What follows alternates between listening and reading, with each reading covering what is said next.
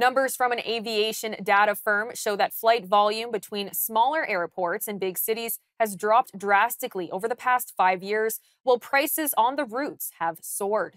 The head of Gander Airport in Newfoundland says that smaller and remote destinations rely on flights for everything, from food to firefighting and medical care. Aviation expert John Gradek joined us to explain how much of the drop is due to the pandemic and what the government can do to solve the issue. I wish I could say 100%, but it's not really 100%. Really, air travel in Canada was suspended, as we all know, back in March of 2020, and it's coming back, in dribs and drabs. I think most of the long-haul domestic and international services by air carriers have been back, and with a vengeance, I should say. What's happened is that rural Canada, the smaller communities in Canada, and I don't want to belittle the size of these cities. These are not small cities like North Bay, Sudbury, Sault Ste. Marie, Val d'Or, Rouen. These are not small, small encampments. They are, what I call some decent rural cities. And unfortunately, services has not returned. Some cities have had a total abandonment of air services. And that is not something that is very pleasant to experience if you live in those communities. Those communities have every right to consider themselves now second-class Canadian citizens as a result of this lack of air service.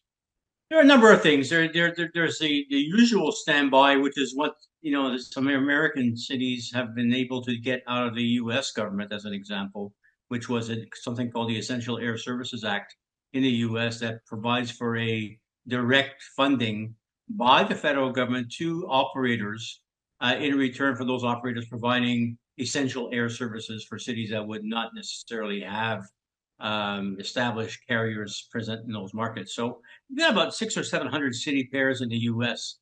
that have these subsidies that are offered. And so this is and nobody likes subsidies. Nobody, Canadians are not not very happy with subsidies. So there are a number of other options. I think the biggest hurdle that carriers have in establishing services to these rural cities is the infrastructure they need and the capital they need to get going. So you need smaller airplanes. You don't need big jets. You need smaller turboprop airplanes, 19-seater, 25-seater, 30-seater airplanes that can provide multi-frequency daily services. But the biggest hurdle is pilots.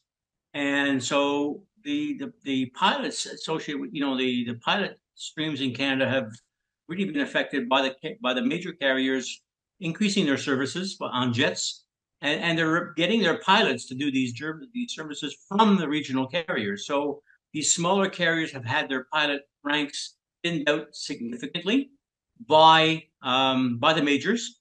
So even if you wanted to start up an airline in the turboprop domain in Northern Ontario, Northern Quebec, Northern Manitoba, you'd have very, very difficult time getting pilots because there are very few left around. So my thinking is that I think it's time that we have a government-sponsored pilot training program that allows individuals that have high school, junior college education to basically get a program in place funded by the federal government that would allow for these people to be trained as pilots. And that, and in return for that pilot training, you as a pilot would have to spend a minimum of 5 years, as an example, working with these regional carriers so that you don't basically go get trained and start flying for Air Canada or WestJet. So, it's an important step to build up the resources required to support and to build and rebuild regional services and rural services back into Canada. They need pilots, and this is one way for the federal government to get involved somehow, some way.